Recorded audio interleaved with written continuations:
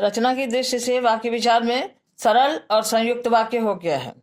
अब तीसरा है मिश्र वाक्य। मिश्र वाक्य क्या है, इसमें क्या उन दोनों से इसमें क्या अंतर है ये दिखेगा। जिस वाक्य में एक साधारण वाक्य के अतिरिक्त उसके अधीन कोई दूसरा उपवाक्य हो उसे मिश्र वाक्य कहते हैं।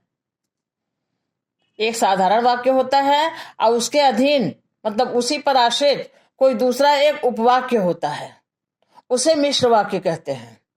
अर्थात उपवाक्य मुख्य वाक्य पर आश्रित होता है। मतलब एक सेंटेंस है, दूसरा भी सेंटेंस है, लेकिन ये दूसरा वाला जो सेंटेंस रहेगा ये इस पर पूरी तरह से निर्भर करेगा।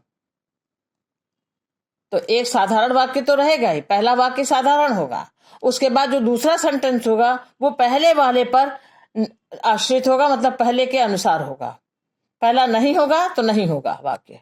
कैसे, देखिए, मैंने उस महिला को सड़क पार कराया जो अंधी थी। साधारण वाक्य क्या है, मैंने उस महिला को सड़क पार कराया। किस महिला को? जो अंधी थी। तो ये जो अंधी थी ये पहले सेंटेंस पर ये आश्रित है, इस पर ये निर्भर कर रहा है। ये उपवाक्य है जो अंधी थी और ये मुख्य वाक्य है मैंने उस महिला को सड़क पार कराया। तो जो अंधी थी, ये जो अंधी थी, ये सेंटेंस जो है ये उपवाक्य, ये इस पर निर्भर करता है। जैसे ही वह गलत दिशा में मुड़ा दुर्घटना घट गई। अब दो सेंटेंस यहां भी दिख रहा है, जैसे ही वो गलत दिशा में मुड़ा, ये साधारण सेंटेंस है, और मुड़ने के बाद क्या हो गया, दुर्घटना घट गई। दुर्घटना कब घटी? जब वो मुड़ा गलत दिशा में। तो सेकंड वाला जो है ये उपवाक्य जो है पहले वाले पर निर्भर करता, ना मुड़ा होता तो नहीं घटी होती। तो जैसे ही वो गलत दिशा में मुड़ा दुर्घटना घट गई। तो सेकंड वाला जो उपवाक्य है ये फर्स्ट वाले पर, साधारण वाक्य पर निर्भर कर रहा है, आश्रित है इस पर। जिस लड़के ने शीशा तोड़ा था वह आज नहीं आया है। दो सेंटेंस, पहला जिस लड़के ने शीशा तोड़ा था, तो क्या बात हो रही, उसके बाद वह आज नहीं, कौन नहीं आया है? जिसने शीशा तोड़ा था। तो ये सेकंड वाला उपवाक्य फर्स्ट वाले पर आश्रित है, ये उपवाक्य है, ये साधारण वाक्य। जो कठिन अभ्यास करते हैं वही सफल होते हैं। कौन सफल होता है? जो कठिन अभ्यास करते हैं। तो ये दो सेंटेंस है, तो सफल होना किस पर निर्भर कर रहा है? कठिन अभ्यास पे। तो ये उपवाक्य जो है, ये वाक्य जो है इस वाले वाक्य पर निर्भर, अभ्यास नहीं करेंगे तो सफल नहीं होंगे। क्लियर है?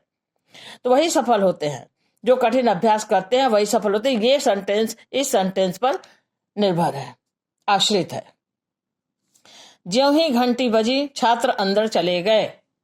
ज्यों ही घंटी बजी, छात्र अंदर कब चले गए? ज्यों ही घंटी बजी। घंटी ना बजी होती छात्र नहीं गए होते। तो ये सेंटेंस जो है, ये उपवाक्य जो है ये पहले वाले वाक्य पर, साधारण वाक्य पर आश्रित है।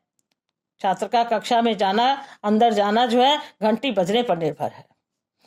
जो बुरे काम करते हैं उन्हें फल भी भुगतना पड़ता है। फल किसे भुगतना पड़ता है? जो बुरे कर्म करते हैं।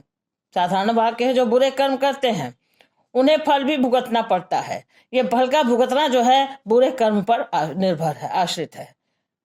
बुरा कर्म न होगा ना फल भुगतना पड़ेगा। तो फल क्यों भुगतना पड़ा है? क्योंकि उन्होंने बुरा कर्म किया है। तो ये सेंटेंस इस पर आश्रित है। उमंग ने उस चिड़िया को आजाद कर दिया जो पिंजरे में बंद थी। किस चिड़िया को आजाद किया? जो पिंजरे में बंद थी। बंद चिड़िया को आजाद किया। तो ये आजाद, पिंजरे में बंद चिड़िया जो थी इसलिए तो आजाद किया। तो ये इस पर आश्रित है।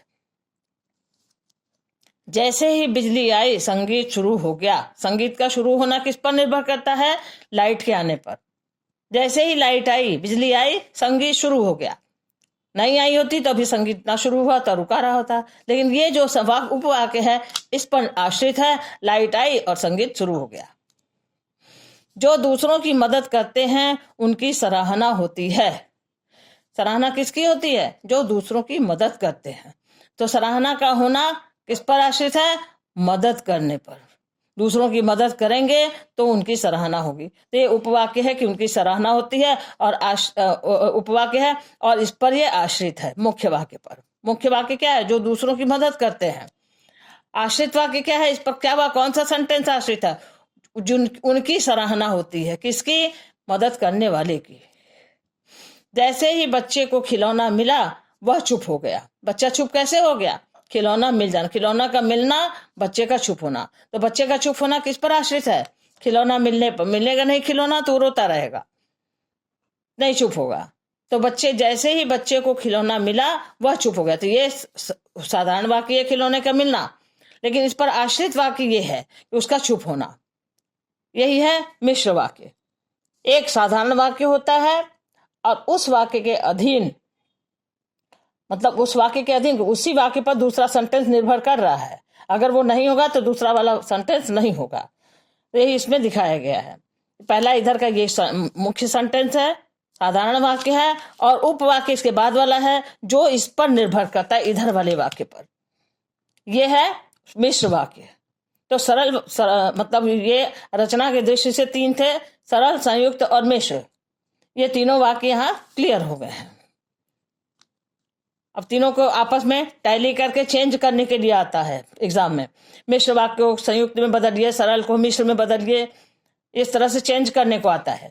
तो नेक्स्ट वीडियो में तीनों को आपस में चेंज करते हुए सरल का संयुक्त बनाना, संयुक्त का मिश्र बनाना, मिश्र को सरल बनाना, इस तरह का एक वीडियो बना के दिखा देंगे तो आपको तीनों का कंसेप्ट एकदम क्लियर हो जाएगा।